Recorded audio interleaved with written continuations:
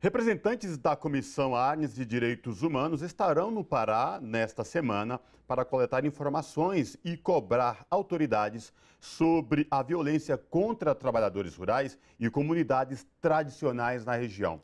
Para falar com a gente sobre esse assunto, nós conversamos agora com Luiz Armando Badim, que é advogado e integrante da Comissão Arnes e foi ex-secretário de Assuntos Jurídicos do Ministério da Justiça. Olá, Luiz Armando Badim, tudo bem? Seja bem-vindo. Prazer te receber aqui no Revista Brasil TVT. Obrigado, Cosmo. Obrigado, Ana Rosa. É um prazer e uma honra poder conversar com vocês. Eu acompanho a programação da TVT, sei que muitas coisas só são conversadas aqui com esse espaço, com essa franqueza com a qual vocês conduzem o programa de entrevistas. Então, eu, em nome da Comissão Arnes, nessa entrevista, agradeço muito o convite. É uma honra. Vamos falar então desta ida de representantes da Comissão Arnes à região norte do país, especificamente no Pará, né?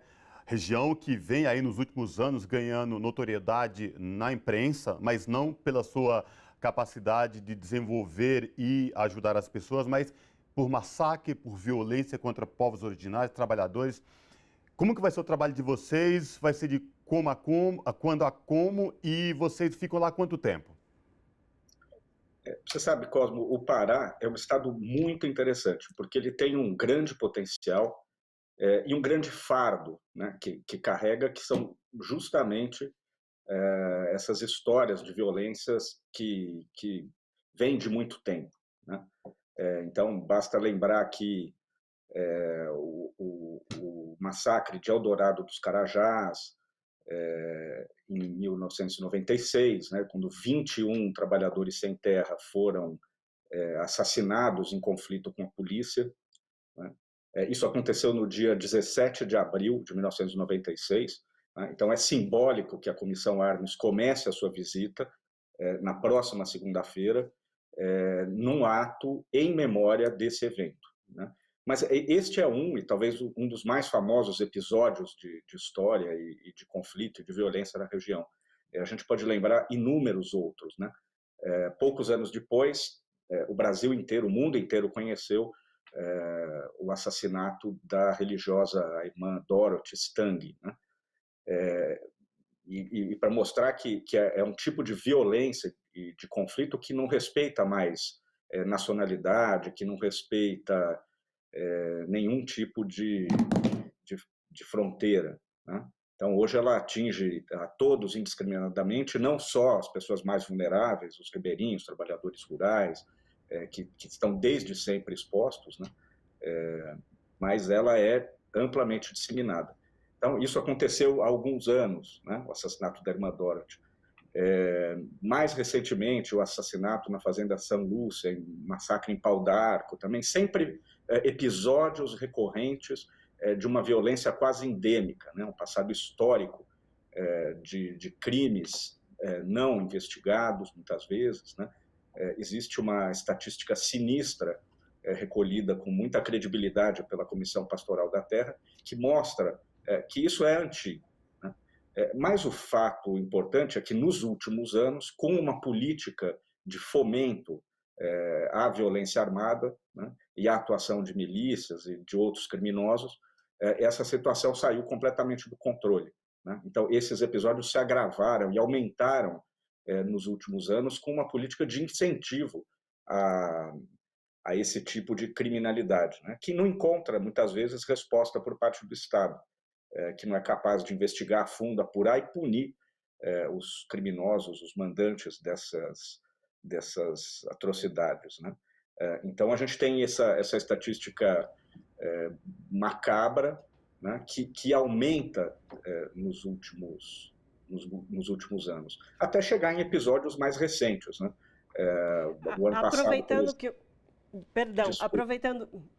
aproveitando que o senhor falou do relatório da CPT, vão acompanhar essa visita ao Estado, a essas localidades onde houveram crimes e há conflitos, representantes tanto da CPT, como o senhor falou, Comissão Pastoral da Terra, tanto do MST quanto do CIMI, que são representações aí de população agrária e povos indígenas. Qual que é a importância da participação dessas entidades nessas visitas diante desses crimes que o senhor mesmo já mencionou que são tão graves? Todas essas entidades participaram da preparação, que vem de praticamente um ano para cá, dessa visita, né? E elas são fundamentais, importantes, porque estão na linha de frente, né, deste conflito que tem uma importância mundial, né? Então, são os advogados da CPT, por exemplo, que conhecem os números detalhados desses casos de violência e os inquéritos que não foram para frente, os processos que não foram julgados, ou os mandados de prisão que não foram cumpridos, né? Então, todas essas entidades que estão na linha de frente dessa luta pela aplicação do direito e da lei, né, num estado que nos últimos tempos ficou totalmente descontrolado, né? Então, é pelos olhos dessas entidades que a gente conhece também muito da realidade brasileira. E aí o papel da sociedade civil é muito importante porque ele se dá num contexto de reconstrução das instituições, né? É isso que o país vive nesse momento, né? Então, revalorizar o papel do Estado, que se ausentou quando não incentivou esse estado de coisas brutal, e ele faz isso com um novo florescimento da atuação da sociedade civil, que recupera os canais de comunicação com o Estado. Então, a comissão, com o apoio de todas essas importantes entidades que representam os direitos dos indígenas, dos trabalhadores rurais, da luta pela terra, né, a comissão vai, com essa delegação, com seus próprios olhos, né, com os olhos da sociedade civil, mostrar uma realidade que muitas vezes é desconhecida do restante do país. Então, essa é uma primeira fase do nosso trabalho, observar, ouvir, né, e escutar com muita atenção, né? E eu acho que a atenção, nesse caso, ao sofrimento dessas pessoas que sofrem ameaças, agressões, intimidações, que são mortas, né, que não têm os seus direitos respeitados, eu acho que é uma forma generosa de respeito, né?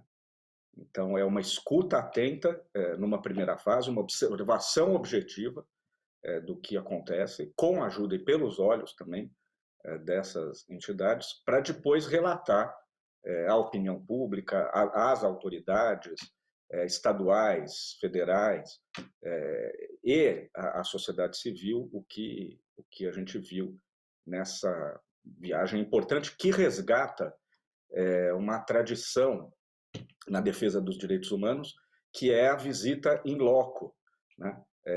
Quer dizer, não é a defesa dos direitos humanos com belos discursos, mas o contato com a realidade das pessoas que sofrem essas violações, essas violências, né? E os relatos são os piores, que vão desde incêndio de casas, ameaças, intimidações, a simples eliminação física, como eu me referia há pouco, do Zé do Lago, né? Com a sua família, né? Essa ameaça ela não se dirige apenas aos ativistas, aos defensores, né, dos direitos humanos, mas também aos seus familiares, né? Então, a gente ouve casos tenebrosos, né? E alguns vêm à tona de tempos em tempo, como esses episódios mais expressivos, né? Mas a gente notícia recentemente de alguns assassinatos de agricultores, né? Isso pouco foi noticiado. Sim. Né? E a minha pergunta vai exatamente nesse sentido, porque quando você trouxe essa questão de estar em loco, ouvindo, coletando relatos, acima de tudo, fazendo audiências em tudo disso que vem acontecendo, é que traz um relato, a visão da sociedade civil, sem a presença efetiva do Estado. Porém, eu sei que vocês também vão se reunir com o governador do Estado, porque faz parte do trabalho desta comissão. A partir daí, qual o procedimento depois? É relatório? Que, de fato, isso chegue ao máximo da sociedade, para que, de fato, todo mundo tenha acesso a esse tipo de informação, o que acontece diário? Porque a região norte, o Pará, como você bem falou, uma região muito específica, grande na sua plenitude territorial, fazer essa abrangência, chegar e coletar esses dados em loco, pessoalmente, não é um trabalho fácil. mas na medida do possível, ouvir acima de tudo, estar lá em loco, faz uma grande diferença, é isso mesmo? Ouvir, escutar com toda atenção, com toda a solidariedade, aquilo que acontece no local. E depois relatar isso de forma ampla às autoridades. Cosmo, importante observar que o Estado ele não é uno como a gente imagina, né? Então existe muita gente dentro do Estado e a gente tem conversado com essas pessoas ao longo desses últimos meses que têm uma dedicação, que lutam para que esse estado de coisas mude. Então, um dos papéis da sociedade civil é apoiar essa parte do Estado, por exemplo, as autoridades policiais que devem investigar a fundo e até o fim esses crimes, né? Então, a viagem, paralelamente à nossa delegação e seguindo o mesmo itinerário, vão também à Ouvidora Agrária Nacional, né? O Ministério do Desenvolvimento Agrário designou a ex-juíza federal Cláudia Dadico para fazer também o seu curso, né? E também apresentar o seu relatório, né? Seguindo o mesmo itinerário da comissão, né? Também membros do Ministério Público Estadual vão acompanhar o mesmo trajeto, né? Claro que os papéis da sociedade civil e do Estado são diferentes, mas neste caso, neste momento de reconstrução, né, desses canais entre sociedade e Estado, o que a gente pretende fazer é colaborar. Então, quando as autoridades estiverem agindo corretamente, a sociedade deve apoiar, aplaudir. Quando não, nós devemos cobrar, né, monitorar, manter um acompanhamento permanente e restabelecer esse diálogo institucional. Então, o momento é muito propício para isso, né? E interessante é que vão nessa comitiva pessoas relacionadas ao assunto, né? Que nós temos aí pessoas importantes dos direitos humanos, da antropologia que estarão, se o senhor puder falar dessas figuras que vão representar a Comissão Arnes nessa visita, porque isso se faz importante também, o olhar de um especialista sobre o assunto. Claro, Ana. A composição da comissão é muito interessante, né? Porque essa delegação tem, primeiro, diferentes gerações de pessoas comprometidas com a defesa dos direitos humanos. Então, desde defensores históricos, né, que têm uma vida, que têm toda uma biografia dedicada a essas causas e que conhecem a situação da região, né? Eu vou citar de passagem Manuela Carneiro da Cunha, né, que é uma referência mundial em antropologia, uma das antropólogas brasileiras mais conhecidas, né, que vai poder nos ajudar no diálogo com os indígenas Paracanã, né? A gente, quando viaja pela Transamazônica, passa por essa terra indígena, que também tem episódios de ameaças, de violência, né? Belisário dos Santos Júnior, um advogado de São Paulo que foi secretário de Justiça, muito importante aqui, né? O ex-ministro Paulo Vanuc também compõe essa delegação, né? Mas também psicólogos, advogados, jornalistas, né? Então ela tem gerações diferentes com o mesmo compromisso, né? Que é a defesa dos direitos humanos contra essas violências, essas ameaças, e ela reúne pessoas com formações também diversas, né? Então desde psicólogo, advogado, antropólogo, jornalistas, né? Então, acho que o olhar desta delegação sobre essa realidade, acho que vai ajudar a sociedade brasileira a conhecer melhor uma realidade que piorou muito nos últimos anos.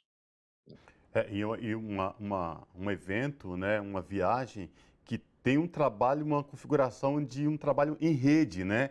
Porque, além dos representantes da Comissão Arnes de Direitos Humanos, como a Ana bem lembrou, vários agentes de determinados setores da sociedade que também estarão presentes para depois, ao fim de tudo isso, relatar e aí produzir este documento. Em um momento tão delicado, Badim, que o Brasil vive, com ataques nos últimos 6 anos, né, antes do início deste novo governo, a povos originários, a ribeirinhos, a quilombolas, a mulheres, LGBTQIA+, enfim, um pacote enorme de violência generalizado que a gente viveu nesse país ao longo dos últimos 6 anos e que a gente espera que a partir deste ano, deste novo governo, isso cesse de fato e que tenhamos um outro olhar para tudo isso, né?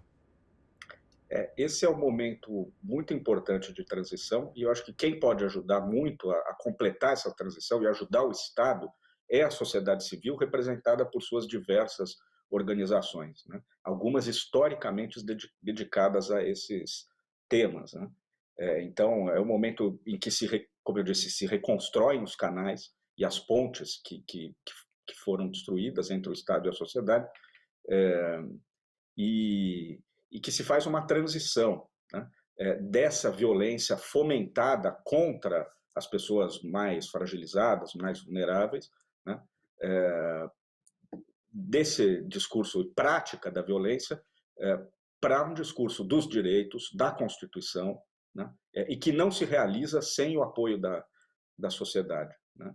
Então, é uma transição daquele estado de natureza, né, em que a vida é curta, pobre, brutal e violenta, né? E no caso do Pará, como eu dizia, que é um candidato pelo Brasil a sediar a próxima Conferência Climática do Clima da ONU em alguns poucos anos, né? em 2025. Então,